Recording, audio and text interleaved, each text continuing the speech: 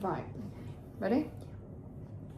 So we are carrying out a micro teach on promoting positive behaviour in the early years today. Okay, yeah. So our session plan today, we're going to go through our aims and objectives. We're going to do a little icebreaker together. Look at the terminology, look at the influences on children's behaviour as well. Yeah. How we promote positive behaviour, and then behaviour management strategies as well. And just for the camera, we've got the PowerPoint up that we have provided. So our aims of the session is to understand the importance of encouraging positive behaviour in the early years setting, and to introduce different strategies in dealing with children's behaviour. Is that okay? Yeah. Perfect. So the objectives. So by the end of this session, you'll be able to analyse the influences of children's behaviour, give examples of factors helping to minimise challenging behaviour in the early years settings, and to identify strategies to promote positive behaviour in children. Okay, yeah. So a little icebreaker to start with. What are your experiences with children? Your own or professionally? Okay, so I have two of my own children. My eldest being 8, he can be quite challenging. And then my youngest is 4. She is very stubborn. She can be quite hard work, but I found with both of them, the calmer you are, the calmer they are. So your behaviour rubs off on them. Yeah, absolutely. Do they rub off on each other? Yes. Yeah. If one's saying no, so's the other one. Yes. Yeah. Which can make it hard, can't it? And what would motivate you or demotivate you to work with children professionally? So to motivate me is when you have a happy child. Yes. And then you feel a lot more motivated to work with them. When they're not being as motivated, I feel that it puts you sort of down as well, like you're not working with each other. I feel when you work with each other, everything goes better, everything goes smoother. Yeah. And children can pick up, can't they? Yeah. On when they're winding you up. Yeah. I think's the best way to put it. They know when they're winding you up because they'll keep doing it, or they'll look at you. Yeah. They wait for your reaction to what they've done to their behaviour. Yeah. To see what you're doing. Yeah. Perfect. Brilliant. So we're going to look at a bit of the terminology around children's behaviour. So looking at obviously challenging behaviour, obviously abnormal behaviour, when they are kind of pushing those boundaries, and we see that, and you've explained, you've seen that yourself. Behaviour also that is kind of hard to sometimes deal with daily when it's kind of consistently happening. Yeah.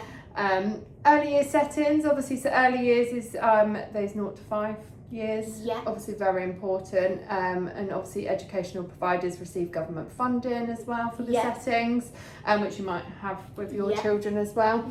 And they obviously include kind of preschools, maintained nursery schools, playgroups, daycare provisions, in children's centres and schools with nursery classes as well. Obviously the key person, the best person to talk to at the nursery about any concerns parents may have with their child in the first instance. Have you worked with key people? Yes, and as you say, any concerns or anything that I need, that's the person that I would go to, and in my experience it's always been a good positive experience. You build quite a good relationship with them, and they spend a lot of time with your child, don't they? So they kind of, this is what we're having here, are you having this at home? I find as well, I like to know the ins and outs of what they're like and how they are at nursery as well, which is nice for that key person to have that good bond with them, so that you can see what they're like as well. Absolutely, brilliant. And then learning, obviously learning that knowledge and the skills through study and experiences and what's being taught to you as well. And strategy, so a plan of action designed to achieve a long-term or kind of overall aim that we're working towards. Are you happy with those? Does that make sense? Probably words you've seen around and used. So we're going to look now, just as a little task together, we'll just do this as a bit of a discussion, looking at kind of factors that influence children's behaviour. Have you got any kind of examples of these? So genetics. Yeah. The way that their brain Brilliant. So around the biological factors. Yeah. Fantastic. Their hormones. Yeah. Hormones, I think, play a big part, and I think each child's different. So my boy could have his hormones come in at a different stage to my daughter's. Yeah. And also physical health. Yeah. I think these can affect their temperament and their emotions, and to how a child reacts to anything, to things. Yeah. So yeah, I think they're quite. Do you find when kind of one of them, you said about physical health, if a child is unwell, do you find how they behave can be completely different? Yeah. In both ways. Yeah, and another one in like the physical health, going to tiredness. Yeah. So if they're tired, they are much more grouchy than usual. If one of them is feeling poorly, again, they're much more cuddly, or they can be a bit more leave me alone. Yeah. So yeah, definitely. Absolutely. I find that. Yeah. And other factors? So you've got like the family upbringing. Yeah. If you have sort of a broken family, that can be different to a family that has stayed together. They may feel, if they have friends that their families together and you're from a broken home, that could make a big difference, like different impact. The culture that they're from, education, the friends that they're with, their friends at school or around them, life experiences. Yeah. I think this shapes like beliefs and values in children as well, and learned responses. Yeah. And you've said about obviously cultures and kind of family upbringing. When we look, obviously we've got kind of the ethnic cultures as well, but also kind of from kind of travelling communities and that kind of culture. Yeah. Do you think their upbringing is very different and their values? Yeah, definitely. Yeah. I think they're different, and they see things different to how we may see things, and they do things different to how we do things. Like, going back to a travelling community, their girls are more, you don't go to school, you stay at home and you clean. Yes. Whereas we want ours to go to school and learn and become the best that they can be. Yeah. You mentioned about peers and kind of friends that they make. Do you think that has a big influence on their behaviour at times? Yeah, definitely. So my son, he's at school, and when he first started school, he was very kind and sensitive, whereas I feel he still is now, but I feel the group of friends that he can sometimes lean towards can then change his behaviour as well. Yeah. Yeah. Brilliant. And obviously moving on from that, so obviously types of behaviour, we've just spoken about these, the different ways it affects them. Obviously breaking the stereotype, isn't it? There is no such thing as a naughty child. It's that challenging stuff, it's the bits that they do that make it a bit harder. But there's not kind of something that's like, oh, they're naughty. Yeah. There's always a reason behind it, isn't there? Yeah. Annie. So obviously here we've just got another little resource here, so looking at the child's ability, their level of understanding with it, educational setting as well, that communication, like we said, with the key person groups as well. The home environment, again bringing it back to that upbringing and looking at that family and community that they're in as well. It makes a big influence on them. And then obviously we've spoken about that designated person with the key person, your first point of call. And then if you needed to go further, you've got your managers in the setting, and some settings do have that designated person for behaviour as well. Again, preventing that challenging behaviour as well, that stimulating environment, keeping them occupied, isn't it? Making sure that there's always something in front of them to do. And something that they like, and it's relationships we build, isn't it? Yeah. So we've just got a short video here for you. I'll just play. Well, first of all, we need to start moving away from the assumption that children need disciplining. Mostly they need love and affection, and when we show them that courtesy, then they'll return it. And so sometimes if they say no to a directive, what we need to listen for is what they're saying yes to. So if we ask them, for example, to get their pyjamas on and they say no, then they're saying yes to something else. And we find out what the something else is and figure out if there's a way that they can get their needs met. So if it's finishing something that they're watching on TV or a game they're playing on a computer or whatever, we can find out a way if they can do that in their pyjamas instead of doing it, stopping it just because we said so. We'd be not interested in stopping something we're doing just because somebody else said so, so children will be too.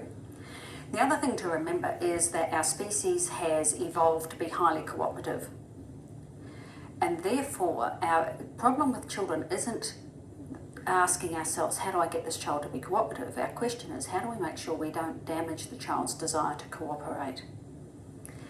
And therefore, on the understanding that we can trust children, that everything they do is rational, that is, it's an attempt to meet their needs, the same as you or I, we attempt to meet our needs every day.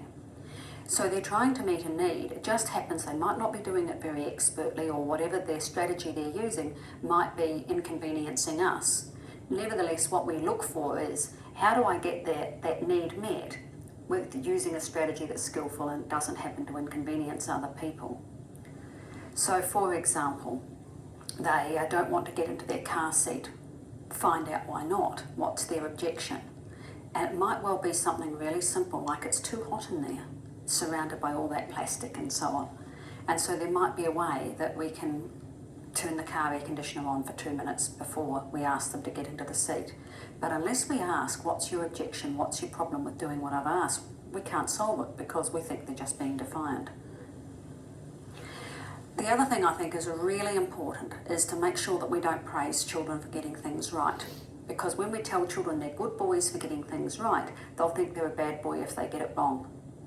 And so we harm their self-esteem, and they feel that they have to keep proving themselves all their lives.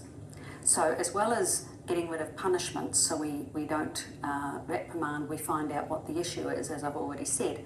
We also get rid of the praise and the good boy, good girls, and instead celebrate and congratulate with them the way we would with a friend who's got a new job. Instead of saying, oh, good girl for your promotion, or good girl for getting a new job, we would say, oh, congratulations, I bet you're thrilled.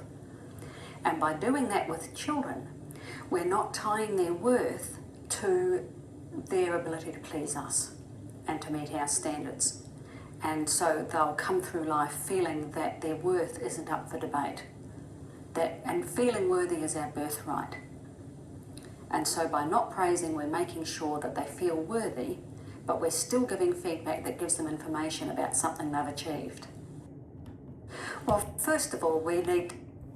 Pause the video.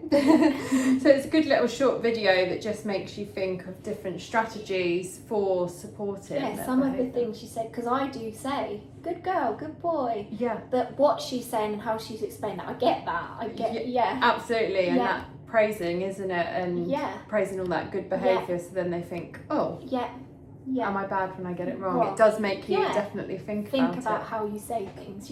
Brilliant, but it's a nice little short video. So we'll just do kind of a small little kind of recap at the end.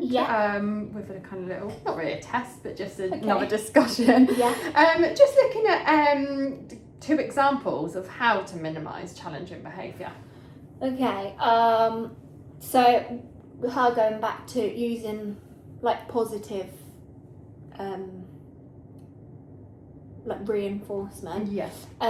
So you're praising them and you're rewarding them for good behaviour and trying to encourage them to repeat that, and next time, let's not do this, let's do that instead, so that you praise them and they think, oh, I got attention for that, I'm going to do that again, so it's repeated. Brilliant. I also find with mine that setting clear and consistent rules is a big one. They need to know their boundaries, and we're not going to cross them because we're not going to get any further with it, sort of thing. I find children are more likely to behave well when they're understanding what is expected of them. and beginning to know that right and wrong, isn't it? It's really important. Yeah. And like with that video, it just makes you look at it from a different point of view, because I think we all praise that positive behaviour and that good behaviour. And it's sometimes not using the word no, isn't it? Oh, let's use our indoor feet rather than no running. We just change up how we do it. I've definitely found that with my son. If I say don't run, he's more likely to run. If I say please can you walk, walks in his head, I'll walk. Yeah, because it's that last bit that you've said. Yeah. Brilliant. Yeah. So just obviously recapping, obviously we've looked at kind of your own experiences during the icebreaker with children and factors that influence you to work with children as well. I have to. Factors that obviously influence behaviour as a whole, and you gave good kind of biological and environmental points on that as well. And then examples of minimising that behaviour as well, which was really, really good. Thank Brilliant. you. Well Thank done. you.